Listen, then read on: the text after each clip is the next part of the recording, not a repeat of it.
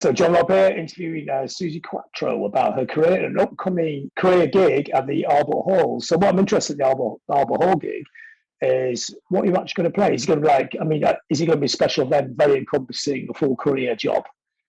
Yeah, it's on April 20th, and I've been doing this solo 2-hour show for about 5 years now. It's my dream show, because there's no time limit, little interval, and I can take you right the way through my career. I can talk to you a little bit. You hear all your favorite hits. You'll hear your favorite album tracks. It goes from 73 right the way up to my current album, The Devil in Me. It's just a real entertaining show covering a 58-year-long career. It's incredible how long that career is now. Forever. I've been forever. So what's the oldest track you're doing there? Do you start with like Rolling Stone, or do you start from the hits? Every show, I don't want to let you into the secrets of the trade. Every show has a graph, an invisible graph. I'm very, very good at the graph. So you have to know what to start, drop down a bit, come back up, drop down, and it's all done like that. So I don't want to give away the order, but believe me, you will leave a satisfied customer. Yes, it's not chronological. It's actually built as a set. It built as a set like they always have been. You actually, depending on, you learn this when you're 14. I learned it then. Depending on how long you've got on the stage, you build your set accordingly. And when you've got 2-hour sets plus the interval, then you can do each act as a piece of drama almost, and that's what I do. It could be scripted, but it's not. Yeah. And doing a show like this, does it give you personally an overview of your whole career? You think about it yourself. I got that vision when I watched my documentary Suzi Q for the first time. Came out at the end of 2019. When I saw that with an audience for the first time at the Regent Theatre in London, I got that overview feeling that I'd never had before. And I honestly, because I'm very down to earth, very humble. I don't run on ego. I never have done, and I don't tend to think about these things. But watching it with the warts and all, I was crying most of the time. So it leaves you quite. I kept saying to myself, "I did that. Oh, I did that. Oh, and you think that? Oh, it's quite something, I knew I was going to get in it for a lifetime, and I did." So yeah, right from the start, then, right back in Detroit, it wasn't just like a hobby. You thought this is going to be the full-on thing. Oh my God, no, never a hobby. I have to take it back a little bit. Watching the Ed Sullivan Show with the family, which was essential viewing for every American family. 8:00, everything stops. The family sits down and watches the Ed Sullivan Show. And at the end, he brought out something for the youngsters, he used to like to say. And I was 5.5, a day forever burned in my mind because it changed my life. And Elvis came on doing Don't Be Cruel. I'm 5.5. The elder sister by 9 years starts to scream. Now, me being 5.5, I went, what's the matter with you? Really, you don't get it. Then I turned back to the TV, and I went in like a magnet and a little light bulb. I'm going to do that. And I knew it at that age. And it stayed with me my whole life. I studied music then. I played bongos first. Then I learned classical piano, which I still play now. And I learned percussion. And then at 14, again, sing the Ed Sullivan Show. So funny. We watched the Beatles, 1964. And then we all got on the phones. One of my sisters, because there's 5 kids, and 2 other sisters and another girl would go, yeah. And my sister Patty said, "Hey, why don't we start an all-girl band?" And everybody said, "Great." Everybody picked an instrument. And for once, which is unlike me, I didn't speak up quick enough. So I kind of went, "Hey, what am I going to play?" And my sister Patty said, "You're going to play bass." I said, "Okay." So I went and got a bass from my dad because he's a musician. And that was it. And it's the same bass you play to this day, isn't it? Yeah, 1957 Fender Precision. I don't know how much you know about it. When I tell musicians what bass was given to me at 14, I can see them wanting to shoot me. Yeah, yeah. It's an antique. No, it's a valuable antique. You got a what to start with? I said, yeah, because you know, it's like being given a Rolls Royce for your first car. That's what it was. Now, I had no idea there were smaller basses. I had no idea there were shorter necks, lighter. I didn't question it. I asked my dad for a bass, and he gave me that. And that's what I learned. So consequently, I ended up a hell of a bass player because I learned on the best. Oh yeah, the Fender P is the #1 bass, isn't it? Number one. Yeah. The hardest to master. But I didn't know that. I didn't think, oh, I'm going to do this. I just said, okay, here's what I got to learn. I mean, obviously you're known as a singer, but do you see yourself primarily as a singer and a bass player, or do you even see the bass as the main thing, your main creative? It's definitely part of it, but I am a musician all around. You know, I do read and write percussion and piano. Let's put it this way: on stage, although I do play a song of piano on stage, and I do play a song on the drums. When I'm being Suzi Quatro, there is no other instrument that suits me better than the bass guitar. Many of my people who have worked with me have said, one of my friends, my girl guitar player from Australia, whenever I'm out there, she said, you know, you look like you were born with that guitar in your hand. Ouch. That's all I could say. Ouch. You write on the piano, don't you? More than that you do. I mean, I bet a bass is limiting to write on, but you can write on a bass, but the piano is your primary writing tool. Not necessarily. In fact, when I'm doing riffs, if it's a riff generated song, I do that on bass because apparently I'm a very riffy bass player. So I'll do that on that. If it's something that I need to be quite simple and basic, I do it on guitar because I'm a crap guitar player, because I never went from guitar to bass. I wasn't a failed guitar player. So consequently, I'm not a pick player either, so I tend to use my fingers, and I can play enough guitar to write a song with it, but it ends up basic. When anything goes into another avenue, it's the piano because it's my orchestra. That's interesting, isn't it? Because a lot of people, you know, play bass a long time, eventually go on to guitar, but the bass is very much your preferred of the stringed instruments. It is my instrument, and I have to go back to you know, we were 5 kids, and my dad was a musician, and we all play minimum 2 to 3 instruments each. It's not a big deal in my family, just how we were raised. And because my dad had 5 kids, he couldn't afford to fly us everywhere for vacation. So we often went in the car, in a station wagon. And always we had sing-songs, always. And everybody would take their part and da-da-da. And I noticed very young that when my father joined in, which he did, everybody would be taking their natural harmony part. We did it quite naturally because we all play instruments. And my dad would be in the front seat driving, going, doom, da-doom, da-doom, da-doom. And I thought to myself, damn, you've got the best part. So I think I must have been percussive, bass minded in my instincts anyway. You know, when you play percussion, percussive instrument. And I mean, also, I mean, singing and playing bass is notoriously difficult. So did you have to like rearrange bass lines to make it easy to sing? Or? It makes me laugh every time somebody says that. And I've always tried to figure it out, and I finally did. First of all, I played percussion, so I already could think with all the different parts of my body. Played piano, both hands. Then when I learned bass, this is the key thing. As I was learning to play the bass, I was also becoming the lead singer. So I learned it simultaneously, you know? So I never thought about it. Oh, I should play this and this. It didn't come into it. I just learned both things. That's why I guess I kind of do it effortlessly. And there's a couple songs that I had to practice because in my whole career, one was She's in Love with You, which is the bass is like a machine. Bum ba-da-dum, ba-da-dum, ba-da-dum, bum bum, but it doesn't move, dum ba-da-dum, like, and you can't alter. It's like a drum machine.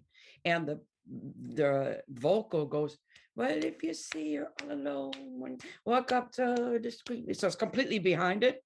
And I had to practice doing this and switching it off, my brain, and singing behind the beat. So that one was difficult, but now I don't even think about it. And also from my box set, The Girl from Detroit City, that was so hard. And again, once you learn it, you don't think about it. But other than that, Mike Chapman pointed out, you just work simultaneously with your vocal and your bass. It just fits together. Yeah. So I guess I'm lucky that however I learned, I learned. What was it like going out playing with your sisters in the band in Detroit in the late 60s, which is like a famously vibrant music scene in history? But maybe what was it like actually being in the middle of it? It was brilliant. I will always be the girl from Detroit City. And I've had this conversation with so many musos from the city, you know, it's a one-off city. I can't even describe it hardly except to say, and we all agree on this, there's a vibe in Detroit. There's an energy, there's an edge, there's a creativity, and there is a genuine communion between white and black. That's Detroit. And you can't take it out of you. It's in you. It's almost like there's a little bit of danger and a little bit of craziness. It's like energy, it's an energy level. It's like you put your foot on the gas and you go. You take no prisoners. That's it. That's what Detroit is. Take no prisoners. And you knew people like Iggy Pop at the time, didn't you? Would you know the MC5 as well? Those kind of bands, Bob Seger, or were they all around in the same pot? All the same time. They were maybe 2 or 3 years older, so a little bit further down the making it chain than us, but we did all the same gigs. My brother was a promoter for a while, so we played all the same gigs. I was weaned on Motown big time. I'm a big Jameson fan on bass, and all of them, all friends, Alice Cooper, Iggy Pop, MC5, Amboy Dukes, Grand Funk Railroad. I could go on and on and on. We all knew each other. Bob Seger. Bob Seger opened for the Pleasure Seekers up in Kalamazoo. I always remember that. And he came on stage with an acoustic guitar and he played all original songs. And I went, I mean, this crowd came to see a rock and roll band. Wow. And I thought to myself, what a talent. Because he got my ear and he made me watch him, you know. Really quite something. Yeah. I mean, before you'd even been a band, like you're saying, you learned to play piano. You've got a lot, I mean, you've learned a lot of instruments. I mean, this is probably a very obvious question, but why was it rock and roll? You play something simpler. Was it just the excitement of it, the directness of it, the thrill of it? It bit me with Elvis Presley. It bit me hard. And that did stay with me. And when I got up on stage on that first gig in the Pleasure Seekers, I always remember it, at the local club called the Hideout. And the guy put us on, the owner, and we knew 3 songs. We learned 3 songs so we could do the show, all the same 3 chords. And I remember going on stage, plugging in and getting ready to start. And in my brain, like a ticker tape, it went, I'm home. So that's the only way I can explain it. It's where I belong, what I was born to do. And I felt that from day one. I'll tell you another story. This is even funnier. In the same band, maybe we'd been in the band maybe 4 or 5 months, and we were doing a show at a school. So, you know, we're not successful. So you do your little teen fairs or whatever they are. And it was a gym and there was no stage even. So we were on the floor. And I heard somebody say, hey, put that singer on the table. We can't see her because I'm little. So they put me up on top of a table. And we're just about to start the Contours, Do You Love Me? And I went, wow, do you? And the audience went stark, raving, mental. And I remember thinking as a performer, oh, whatever I just did, that certainly worked. And I said, that's going to stay in my repertoire. That was done without thinking about it. It was done naturally, but it worked. So was it the primal thing about rock and roll? It's so instant. Was that the appeal? It's a feeling. This is what I like about rock and roll. I can explain it this way. When I'm auditioning, if I'm getting a new guitar player and I'm auditioning for a new guitar player, I always will make them do a Chuck Berry. Okay. And I have had guitar players come along and they have played a perfect Chuck Berry, but guess what? It's wrong. Now you know what I'm saying. You can play the right notes, but it's wrong. And that's something you can't teach people. So I guess I have a purist attitude to rock and roll. It's either in there or it's not. Mike Chapman one time was quoted as saying about me, I'm quoting Mike, I'm not saying it. He said, Suzi, as a rock and roller, is the most authentic you're ever going to hear. So there's your answer. So something in me hears the call of rock. And it's deep. Yeah, it's now I'm thinking, it's just in there. Feel instinct is the key. Yeah. Yeah. So what was it like being in an all-girl band in Detroit at the time? Did it matter? Did it make no difference? Or was it like a very like guy scene at the time? Always guys, yeah, sure. Still like that now. But luckily, I was raised in a family of 4 girls and 1 boy. And my dad, because he only had one guy, for one son, he raised all of us quite ballsy and with the attitude that you don't do gender. And I don't do gender. I never called myself a female musician. I just didn't. We were lucky in one way, though, because we were all girls. We got all the work because it was unusual. But I always found that because I put out that serious, I took myself seriously, and I still do, that I would get it back. I never had any trouble with it. And I honestly don't do gender. And I can tell when somebody's coming for a job if they have a problem with it when they walk in the room. They get to look for me. So they might be gone before they play one note. What made you move to England? What caused that decision? Was that somewhere you'd always want to go because the Ed Sullivan Show, because of the Beatles, because it was boom timing for rock and roll time, or was it just looked like a different place, to change the script, change the story, and have a chance of making it? I was in the second wave of the Pleasure Seekers, which was Cradle, and we had changed shape because the show band that the Pleasure Seekers was, that I was the front of, it was now going into the hippie era, and we did a festival and we died a death. So we decided to change everything around. And we brought my little sister in to sing. She was of that era. And I took a back seat. And I only did about 3 or 4 songs a night and mainly played bass, a little bit of keyboards and some bongos and a couple other things. And Mickey Most came to see this band from England. He came to see the band in Detroit. And I only got up and did 2 songs out of the evening of the set. And at the end of the set, he went like this, and he said, "You're the one." And I had an offer earlier that week from Jack Holtzman, who was the president of Elektra. And he offered me a solo contract. And Mickey Most's offer of a solo contract came the same week. So, but Jack said, "I'd like to take you to New York and form a male band around you and make you the next Janis Joplin." And Mickey Most said, "I'll take you to England, form a male band around you, and make you into the first Suzi Quatro." Yeah. Obvious choice then. Yeah. So I like, like the story says, Mickey obviously saw me. I wasn't Janis Joplin. I don't pretend to be Janis Joplin. I'm not even that kind of singer. She's more of a blues singer. That's not who I am. I'm a rocker, and Mickey got me. He got me. And so I took the offer and relocated to England. I mean, was Mickey Most actually going around the USA looking, just seeing what would turn up, or did he know that you were there? Did he come and find you, or how did that work? How did he discover you? He was, he had come to Detroit to record Jeff Beck and Cozy Powell at Motown. My brother, who was kind of looking after us at that time, he found out that he was coming to town, and he got a hold of him, and he said, "I want you to come see this all-girl band." So Mickey came down. Just chance. But I have to thank my brother that he got him there, Yeah. What was Mickey Most like? What was he like to work with? We got along pretty good. He's a no-nonsense guy. I'm a no-nonsense girl. So we kind of connected on that level. I remember he said to me, "How'd you like to make an album?" And I said, "Who are you?" I think he liked me from that moment on. I do. He must have thought, okay, and I see what she's doing here. Yeah. I miss him all the time. We were very close. He's very much a father figure to me, and he let me realize my dream. So thank you, Mickey.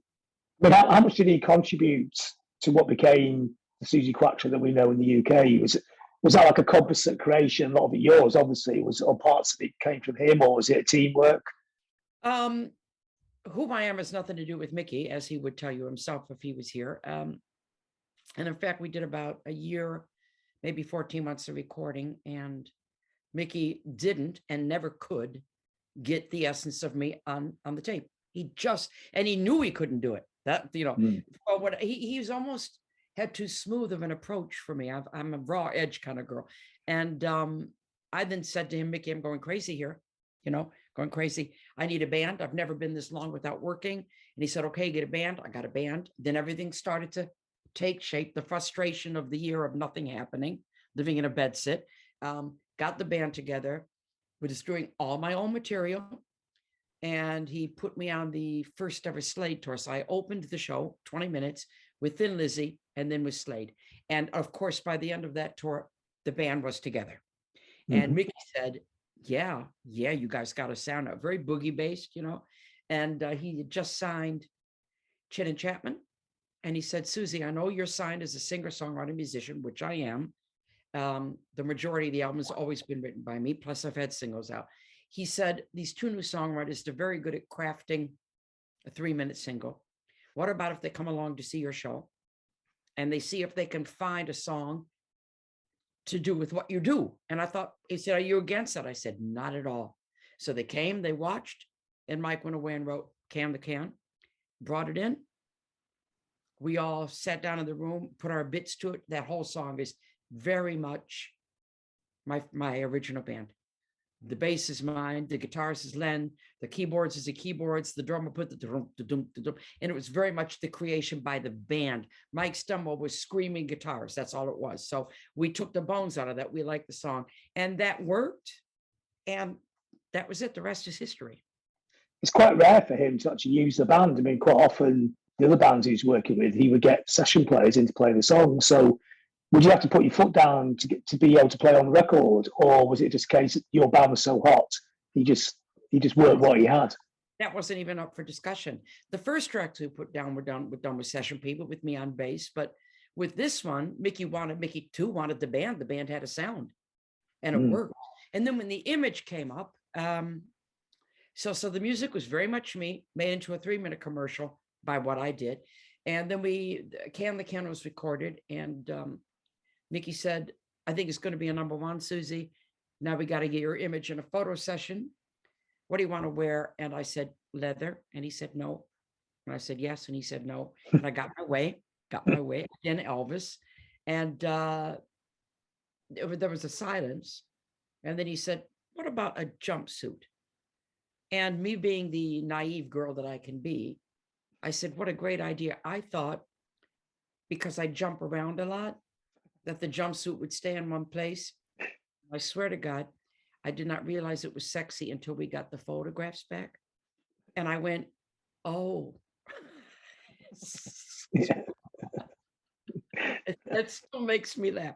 But, it's not like I'm trying to be sexy. And no guys have ever said that. It's just me. And I'm very tomboyish in it. But yeah, so me not knowing any better. But, and the image, I still do the same. I still wear the jumpsuit. Zip, here I am. And that's the photo session with Gerard Mankiewicz, isn't it? Yeah. He did a lot of photos. Right the way through the years, he's photographed me. He said he got the classic shot of you of that session. He kind of modelled it, in a sense, on the Hendrix shot he'd done in 1967. Oh, he told you? He didn't tell me that. I never heard him say that. All I know is that when we went in to do that session, his notes from Mickey, because I was there, Mickey said, Suzi's rock and roll. She's got her boys, but she's the leader of the gang. Yeah. That's what he said. She's up front. The band don't even have a name. It's Suzi, but she leads them. She's in charge. That was his notes. And I thought, yeah, that's pretty much correct. And just, I like it. Under that, that first session where we created that image. So I'm dressed in my jumpsuit. He's got me on top of a table with the boys laying around me at my feet. My song is playing in the background, Can the Can, to put the mood. And Garrett's behind the camera. I'll never forget it. He said to me, now give me that Suzi Quatro look. I didn't know I had one. Yeah. Until that moment, and I did, boom, and he went, perfect. And that was your shot. All my upbringing, all my years in the band, and the frustration of the year in England, and this and that, and then it all just went like this. And all of a sudden, there was Suzi Quatro. It wasn't planned. Yeah. When he do it, I did it. Well, what was it like working with Mike Chapman and Nicky Chin?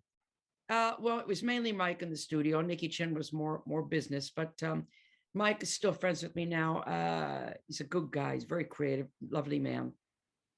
Yeah, we've worked together since the beginning, actually, on the odd projects. Now, the last album we did together was In the Spotlight, which was released in I can't remember. 17, was it? 2000, yeah, something like that. Yeah. Yeah. So, what was the process? I mean, you talked about Can and the process of that, but as all the singles came, and I know the albums, there was some of your tracks and covers, it's a mixture of things. There's several of his tracks on there as well. But were they the same kind of thing? Like, you know, he was writing songs that he thought that you were, and that you would play them back, and it was some kind of co-writing, there's some kind of creative crossing over. There was a bond.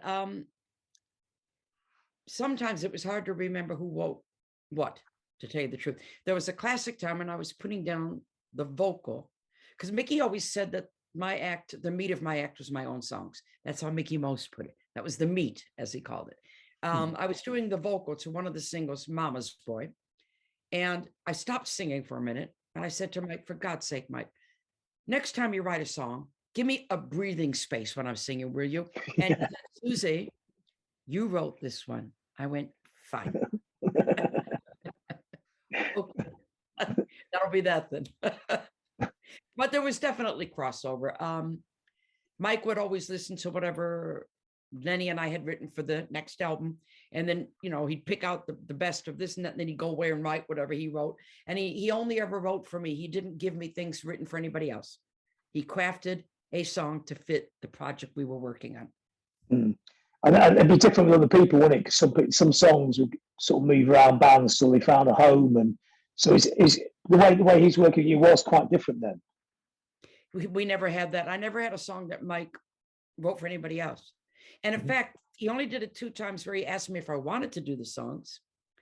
And both times I turned them down. And one was, oh God, what was it called? Let me think. Who did it? I could probably guess. Oh, Some Girls by Racy. Okay. Yeah. Oh, that's interesting. Funny, that song. It's one of the only ones that's happened. He was going to give it to Debbie. And then he thought, no, Debbie does her own stuff. And he's going to give it to me. And I heard it and I said, Mike, it's a good song, but it's pop. And I love pop. It's the only time we ever did this. And it ended up with Racy. And it's who it should have been with. It's a Racy song. And I can't remember the other one. Anyway, it doesn't matter. So it was the only time he ever did it anyway. And what was it like in that period, you know, to be having hits? And it's one of the great periods of British pop music, I think. I grew up with it, you know, 72, 75, you know, it's loosely, you could call it all glam rock, even though ostensibly not everybody's glam, but you're kind of in there in the middle of it. Top of the Pops must have been great fun. What was it like? What did it feel like to be in the epicenter? Like all the work had been worth it, like my dream had come true. I had 9 years apprenticeship, and then all of a sudden I'm having number ones. And Mike Chapman also he's in my documentary. He says that I was never glam. Never. I'm rock. But because I had it in that period to begin with, you get kind of lumped into that era. Just great. Just great. A lot of good bands around, a lot of creativity. I would do it all over again the same way. I wouldn't change anything. I mean, I've often spoke to people like, you know, people from Slade, etc., and they always say Top of the Pops and the bar, the BBC bar, was like really good fun. Yeah, just all the characters, I mean, was there people you're particularly good friends with at that time? You know, the funny thing about that era was you knew all the band members of every band. Not like now. Every band was individual. Unusual. It was a real good era I always say that it was the last era for us musicians who came out of the 60s, where we learned our craft by playing the gigs. And the last really good era for musicians, real musicians. There. And you were in that period, and it was great. And then, of course, like all things, all good things come to an end. But where it gets interesting is after punk, where most of those people who've been in that period find it very hard to get back in again. You actually had a part 2, didn't you? You know, Chris Norman and, you know, bigger hits. Bigger. God, the evergreens of my show are If You Can't Give Me Love and Stumbling In. Stumbling In was a million seller in America. Yes, and my last two albums have both charted around the world, so they've done great. I've never stopped being a working artist, and I've always released material. Now in my 18th album. And I'm now writing an EP for release in America. I've got a duet album coming out next year that I've got done with KT Tunstall. We're writing for other artists. We got a production company. I'm about to release my 6th book. I'm a creative little girl.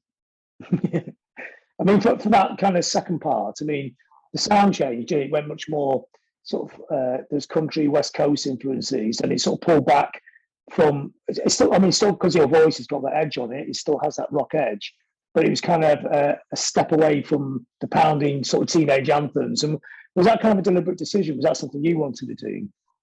Yeah, yes. You know, you can't do the same thing over and over and over again.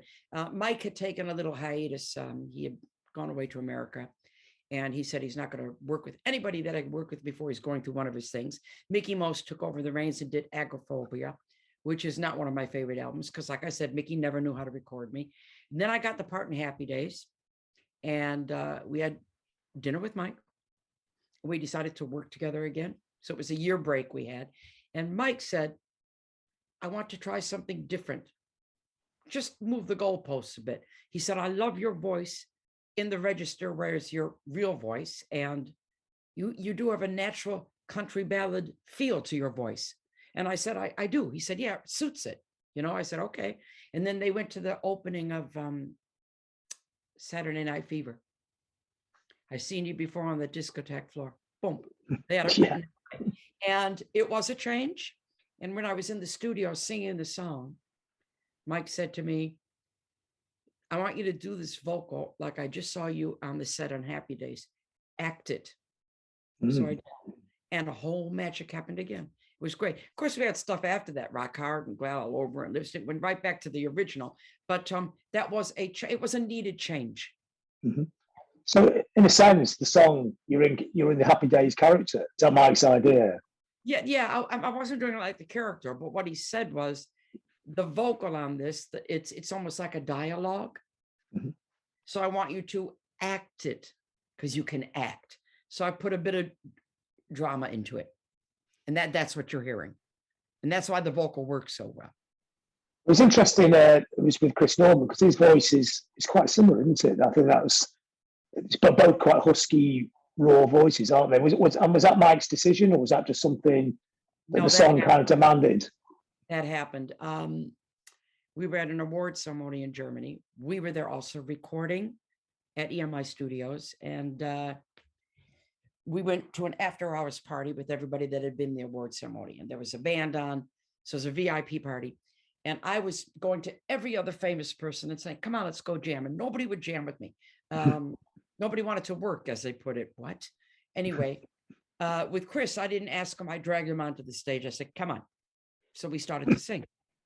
Mike Chapman was there, and he went, ooh, oh. He liked what he saw. He liked what he heard. He came into the studio the next day, and he said, get to the piano. I said, okay. He said, after every line I sing, can you go on the piano? Da, da, da, da, da. I said, all right. Say what our love is alive. Da, da, da, da, da. And so we began, and he did the chorus. He said, right, give me that tape. Now I got to do the verse.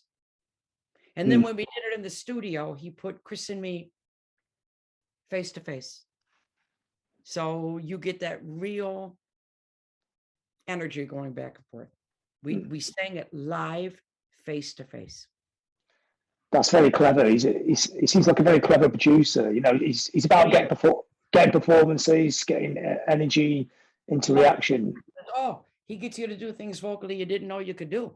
He's very, very good. I mean, what's he like as a person then? Is he a workaholic? Is he always working on the music, or is there lots of different sides to him? No, he's not always. I've only got about 5 more minutes, if that's okay, by the way. Okay. He's not a workaholic, but when he is working, he's like me, where we are focused. For me, when I'm working, whoever you are, the relationship doesn't come into it. I'm working. Mike's the same. So we see eye to eye that way. There's a real respect going back. Mike's a lovely guy. He's a lovely guy.